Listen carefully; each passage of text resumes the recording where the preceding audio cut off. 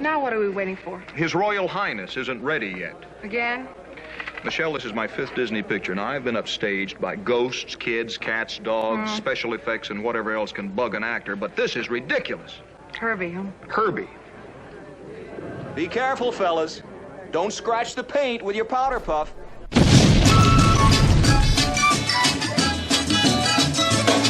Herbie. Disney Plus is now streaming live in the UK. One of the things I wanted to watch was The Love Bug, which came out in 1968. It was the first film starring Herbie, the Beatle with a man of its own. Now we're going!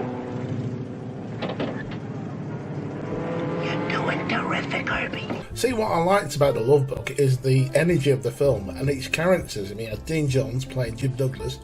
He's like a long in the tooth racing driver who ends up being in derby races, and he wants to get back in the big times, and he wants to get a big sporty car, but lo and behold, he ends up with Herbie. And at first he thinks, oh, this bloody car's rubbish. But the bond, he also gets to meet his love interest, played by Michelle Lee, with Jim and Herbie being up against David Tomlinson. David Tomlinson, who you probably know from Bedknobs and Broomsticks. And... that's it. Mary Poppins. Yeah, he's an actual scoundrel in this film, and he's perfectly cast. In fact, they're all perfectly cast. And even Buddy Hackett, who's in it, he has an absolute great role, and it's just a shame he's not in the other films. But this is why this film works. Herbie's a perfect little character in his own right, but all the other characters around him make the film work, and it's one of my favourite Disney films to go back to. Yeah, it's a little bit dated, yeah, it's got hippies in it, and it's got old cars in it, but Herbie's the main vehicle we'll come to see, not pun intended. But yeah, Herbie the Love Bug is one of my favourites. Out of sight, man. I wouldn't have believed it. Groovy, Pop, groovy. The next film in this series was Herbie Rides Again. This time it's got an entirely new cast, and it's got Herbie protecting the Grandma of Tennessee from the first film, protecting the firehouse that's due then to be pulled down by an evil mogul. He'll do nothing to try and get her out of the house, so he ends up sending his nephew, who's played by Ken Barry, the guy with the cat from outer space. And so with the help of Herbie, Helen Hayes and Stephanie Powers, they do their best to stop Mr. Hawk from taking over the firehouse. Played by the guy who was in one of the absent-minded Professor films, apparently. It's the same character. Now, it seems a bit of a contrast from the first film.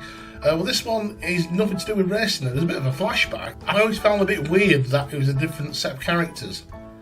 And yeah, it might be referenced right at the beginning of the film where they've gone. It's mentioned that Tennessee's gone back to Tibet while Jim's gone racing around Europe. Well, that's it, and it's just the firehouse.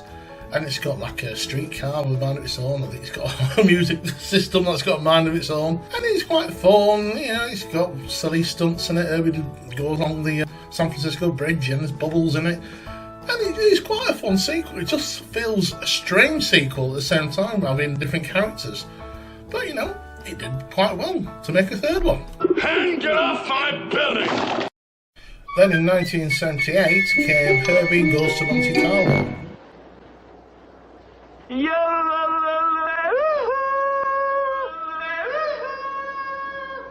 Hey, there's somebody out there. Yeah, this one was the first one I was aware of as a kid, but I still never got to see it at the cinema, and I wasn't quite sure about it at the time. However, in this one, Herbie goes to Paris to do the Monte Carlo race, and Jim Douglas is back. This time he's got a different sidekick played by Don Knotts, who's a mechanic. Who's definitely no Buddy Hackett, and he spends most of the film just pulling his face and gurning. This one involves diamond smugglers. Now, to avoid capture from the police, one of them puts a diamond in Herbie's gas tank, and it's basically them trying to chase them while they're in this race. Also, there's a subplot with Herbie, who's now fallen in love with this other racing car.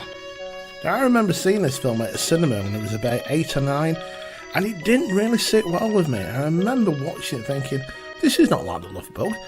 It's got Jim Douglas in it, but it's like he's a different character. And there was something just odd about the film, the tone of it, how childish it seemed, and even the music was weird. And I thought the villains were wasted.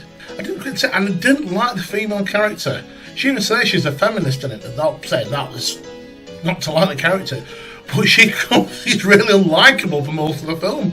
She's shouting and screaming, saying, I'm a woman, you don't like me because I'm a woman. I'm a woman, I've got rights. Love Bug was a fun film, yeah, and it was made for kids, but at least it didn't dumb down.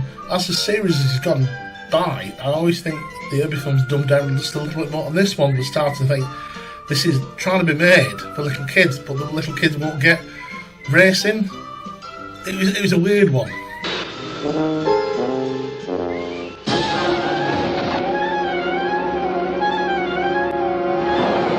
Then in 1981 we had Herbie Goes Bananas. Jesus. This is the one where he goes south of the border, he ends up in Mexico. Once again, different characters in it. And one thing that didn't really sit right with me when I saw it is the fact that apparently Herbie's been donated. He's been given to his nephew he doesn't really know about because Jim wants to have proper cars now. So Herbie, he's now for some reason in Mexico and he wants to go to Rio, so they'll take him by ship, which causes all sorts of antics. So he's trying to look after his stowaway called Paco. And he's really the lead of the film. He's a kid. He's the lead. He's a bit like Short Round, isn't he, from Temple of Doom. At least the kid's got more charisma than the actual meant to be the main owners of Herbie. They have the older generation actors played by Cloris Leachman and Harvey Coleman. And the names, but they're not leads. And certainly not leads for this film. And I must admit, the music in certain places, they have the Herbie theme, the different style, because normally with the other Herbie films, they just cut and paste the Herbie theme from the first film. With this one, it's that theme, but done in a different way. So especially when he's been thrown off the boat. That's the bit. I think if anything in that scene, even though the scene's ridiculous, when they're throwing him up walking the plank, that bit, got to me at the cinema. I was a bit tearful when I was it, because it's got the theme in a sad way. And yes, there's another gang of dual themes in this film as well. This one I got really bored with, and there was no characters or charisma in any of them, so this is the one I like the least.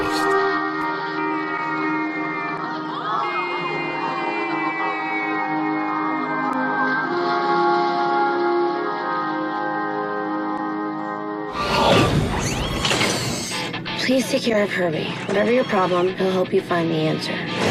Great fortune cookie on wheels. This is the one with Lindsay Lohan. Great. At least she's brought along Michael Keaton, Justin Long, and Matt Dillon. Look, it's doing it again! Herbie, fully loaded. It's got some fun in it. It's a bit energetic, a bit too energetic. The one who directed it put a lot of pop art in it, especially in the titles, which is really weird.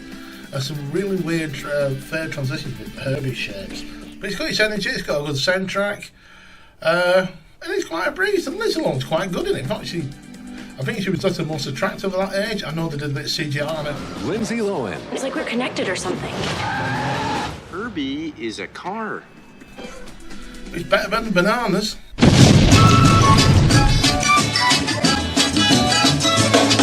So, which is the worst? Which is the best? Well, most definitely, Herbie Goes Bananas is the worst of the Herbie films in my book.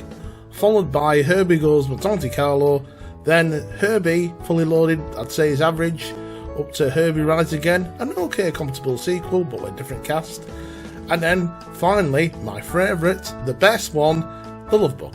Perfect film. If you have to watch one of the Herbie films, make sure it's that one.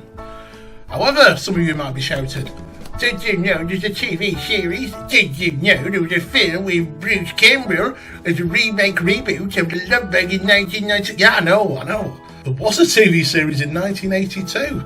Only lasted 5 episodes. Yes, I have watched them. And yes, I actually enjoyed it. Yes, they are better than Bananas and Monte Carlo. And it's dated in its TV way, but I thought it was really fun.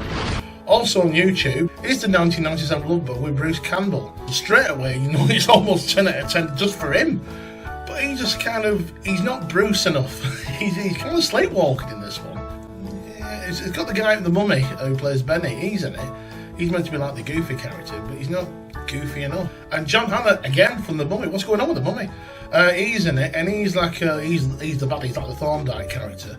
But what's weird is, even though it's called The Love Bug, and it's meant to be a reboot, it's still a continuation because Jim pops back up in it. He comes in because at one point, spoiler, Herbie dies. Jim comes to the funeral of Herbie, but with Herbie's metal, they bring him back to life. They also bring in, which I thought was quite a neat trick, is the the inventor of Herbie thought, oh, this is interesting, because Evil John Hammer says, I want an Herbie car, because I think he originally owned Herbie, but he got rid of him because obviously Herbie being Herbie won't move. So he gets the maker of Herbie to build him an evil version called Horace the Hatebug. I don't know, what a great concept.